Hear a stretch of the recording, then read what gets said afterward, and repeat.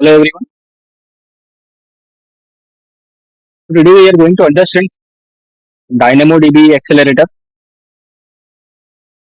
What is a DynamoDB Accelerator? It's basically in-memory cache for DynamoDB. So you could say a caching layer that is between your DynamoDB and your client application. As you can see in the diagram, so there is a client application. We have this DAX layer, and there are multiple nodes here. One is master, and there are two replicas.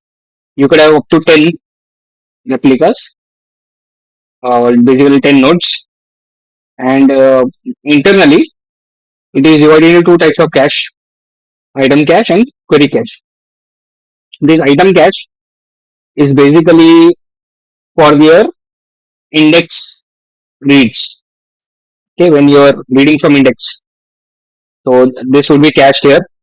And when you are using query or scan, then you will be using query cache. So that is one part of your architecture, DAX architecture. And the default ETL is 5 minutes. And if the cache becomes full, then the less used items are removed. So the advantage of this DAX architecture, or basically this DAX, is you are saving your RCU, your capacity units. So you are reading from the caching layer. So that's the advantage, and plus your performance also improves. Your latency is decreased. What happens in case of read operations? So suppose if there is the data in the cache, then it is a cache hit. If it doesn't have data, then it reads from one of the nodes and then writes it in the cache and returns to the application. It's a cache miss basically. So their updates or writes happen in the master nodes, and then these are replicated in the replica nodes. And strongly consistent reads, they are not served through DAX. So suppose if we are doing a strong consistent reads, then client application will skip DAX and go directly to DynamoDB.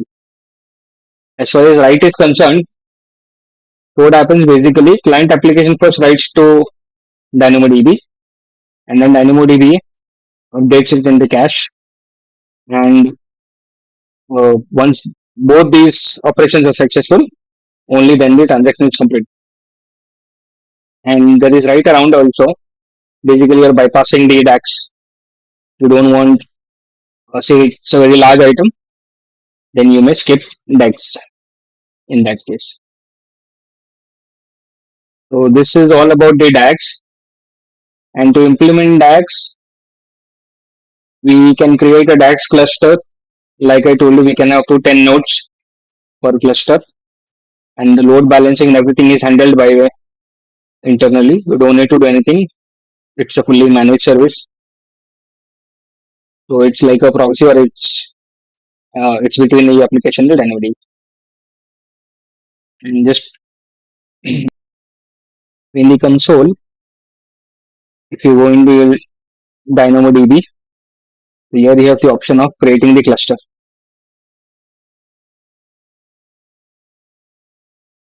Here you can create the cluster. I will not create the cluster. I'm just showing you. This is the option here, creating the DAX. Thank you so much. Have a good day.